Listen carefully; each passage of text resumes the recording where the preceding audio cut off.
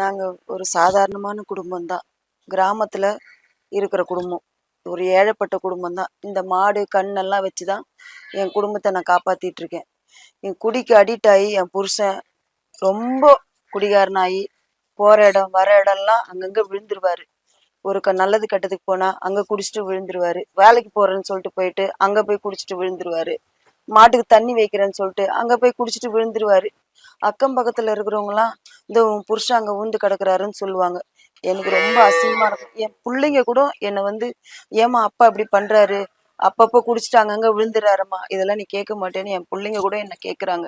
எனக்கு ரொம்ப கேவலமா இருக்கும், அசிங்கமா இருக்கும். இந்த குடியினால மாடு கண்ணு கூட ஒழுங்கா பார்க்க முடியல. குடும்பத்துல ரொம்ப கஷ்டமாயிடுச்சு.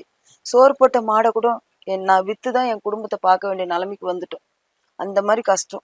அப்போதான் எங்க வீட்டு பக்கத்துல இருக்கிற அக்கா, அவங்க வீட்டுல இருக்கிறவங்களுக்கு அடிஷனல் கிளீனர் மருந்து வாங்கி கொடுத்துருக்காங்களாம். அது எனக்கும் வாங்கி கொடுக்குறேன்னாங்க. அவங்க வாங்கி கொடுத்தாங்க. அந்த அக்கா கொடுத்த மருந்து டீலயோ காப்பிலயோ ரெண்டு ரெண்டு சொட்டு விட்டு கலந்து கொடுத்தேன். அவர் குடிச்ச கொஞ்ச நாள்ல அவர்கிட்ட இருந்து கொஞ்சம் மாற்றம் தெரிஞ்சது எனக்கே. நான் கூட என்னங்க டைம் ஆச்சு குடிக்க போலையான்னு கேட்பேன். எனக்கு அந்த என்னப்பே வரலன்னு சொல்லிட்டாரு.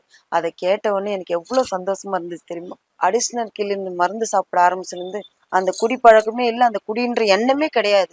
இப்போ அவர் குடியை மறந்ததுக்கு அப்புறம் மாடு கண்ணெல்லாம் நல்லபடியா பாத்துக்கிறாரு, வீட்டெல்லாம் நல்லா பாத்துக்கிறாரு, எந்த பிரச்சனையும் இல்லை.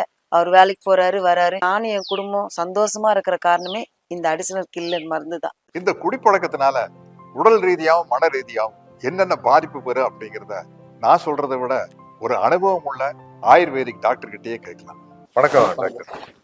இன்னைக்கு ஒரு முக்கியமான மேட்டரை பத்தி கேட்கறதுக்காக வந்திருப்பேன். இந்த போதைப் பொருளுக்கு அடிமையாகிற விஷயம் சொல்லுங்க டாக்டர்.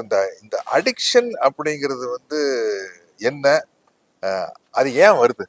பொதுவாக சார் இந்த போதைப் பொருள் எப்படி அவங்க பயன்படுத்துறாங்க அப்படின்னா, எல்லாருமே இந்த போதைப் பொருளை பயன்படுத்தும் பொழுது ஒரு 10 நிமிஷத்துலயே அந்த போதைப் பொருளானது ரத்தத்துல கலந்து உடனடியாக அது மூளையில போயிட்டு டோபமைன் என்கின்ற ஒரு பொருளை செக்ரீஷன் பண்ணுது.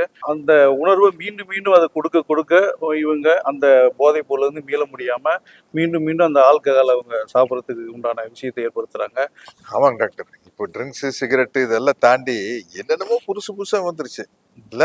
பொதுவாக சார் பார்த்தீங்கன்னா நம்மளுடைய ஹாஸ்பிட்டல்ல இளைஞர்கள் தான் அதிகமாக இந்த போதைப் பழக்கத்துக்கு அடிமையாகி அதிகமாக வராங்க.